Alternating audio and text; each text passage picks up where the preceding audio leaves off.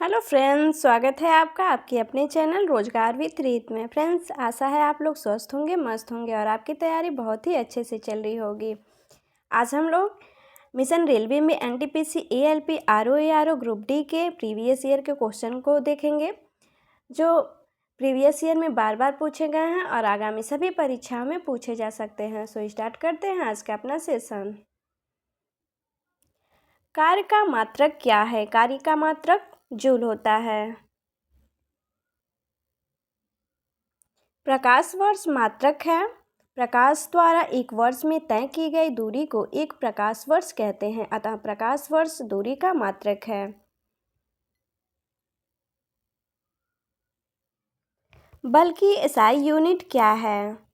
बल की SI unit Newton होता है। बल द्रव्यमान के साथ वस्तु का एक परस्पर क्रिया है जो वस्तु के वेग को बदलने का कारण बनता है। इसे किसी विशेष वस्तु को ढकेलने या खींचने के रूप में परिभाषित किया जा सकता है। चाल की एसआई इकाई है। चाल एक भौतिक मात्रा है जो किसी वस्तु की गति को दर्शाती है। एसआई प्रणाली में इसकी इकाई मीटर प्रति सेकेंड है। इसका अर्थ है कि वस्तु ने कितने मीटर की दूरी एक सेकेंड में तय की। यह भौतिकी में गति के अध्ययन के लिए महत्वपूर्ण अवधारणा है। पारसेक इकाई है। पारसेक इकाई है दूरी की। पारसेक दूरी की खगोलीय इकाई है। यह 31 ट्रिलियन किलोमीटर के लगभग होती है। निम्नलिखित में से माप की कौन सी एक इकाई है जो ब्रह्मांड की दर की व्याख्या करता है? हबल नियतांक माप की एक इकाई है जो ब्रह्मांड के विस्तार की गति को मापता है। इसका उपयोग खगोल विज्ञान में ब्रह्मांड के विकास की दर को समझने के लिए किया जाता है। चुंबकीय क्षेत्र की माप की इकाई क्या है? ऐसा क्षेत्र जिसमें किसी बिंदु पर रखी गई चुंबकीय सुई एक निश्चित दिशा में ठहरती है, उस क्षेत्र को चुंबकीय क्षेत्र कहते हैं। इसका एसआई मात्रक वेबर वर्ग मीटर या टेस्ला है।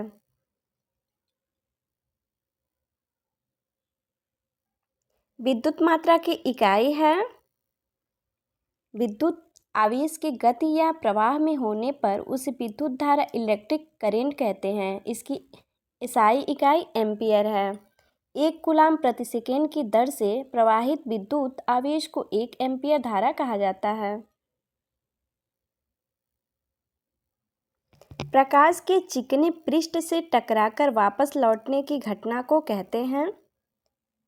समान माध्यम में प्रकाश की किरण के लौटने की परिघटना प्रकाश का परावर्तन कहलाता है।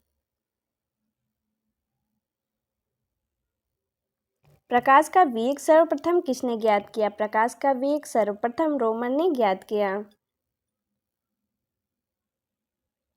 प्रकाश का वेग अधिकतम होता है। प्रकाश का वेग अधिकतम निर्वात में होता है। माध्यम के तापमान में वृद्धि के साथ प्रकाश की गति वैसी ही रहती है। तापमान का प्रकाश की गति पर कोई असर नहीं होता, अर्थात प्रकाश की गति अपरिवर्तनीय होती है।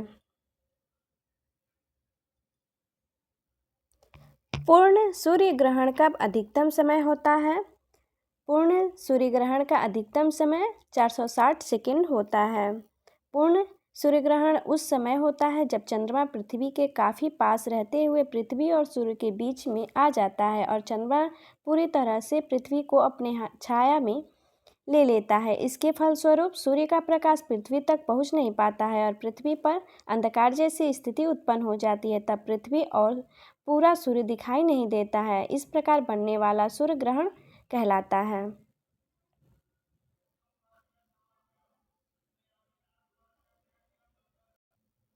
एक कटा हुआ हीरा क्यों जगमगाता है? एक कटा हुआ हीरा पूर्ण आंतरिक परावर्तन के कारण जगमगाता है। पानी से भरे किसी बर्तन में पड़ा हुआ सिक्का किस कारण थोड़ा उठा हुआ प्रतीत होता है?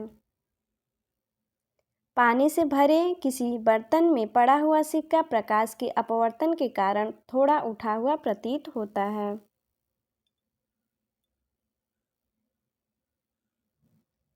पानी में डूबी हुई लकड़ी मुड़ी हुई दिखाई देती है। निम्नलिखित कारण से ऐसा प्रतिभासित होता है।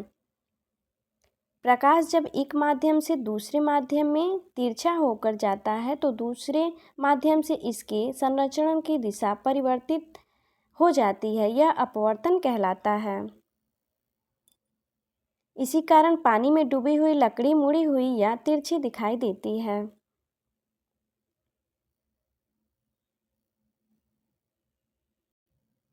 इंद्रधनुष किस कारण बनता है? इंद्रधनुष अपवर्तन और परावर्तन के कारण बनता है।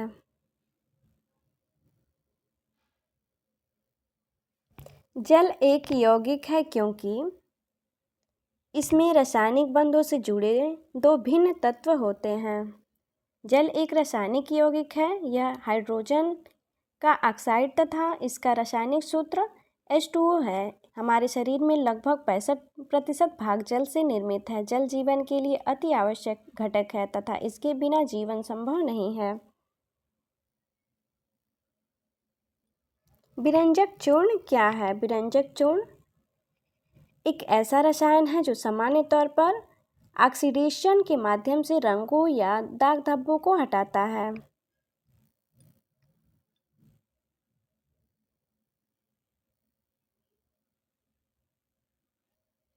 दो या दो से अधिक शुद्ध पदार्थों को किसी भी अनुपात में मिला देने से बनता है।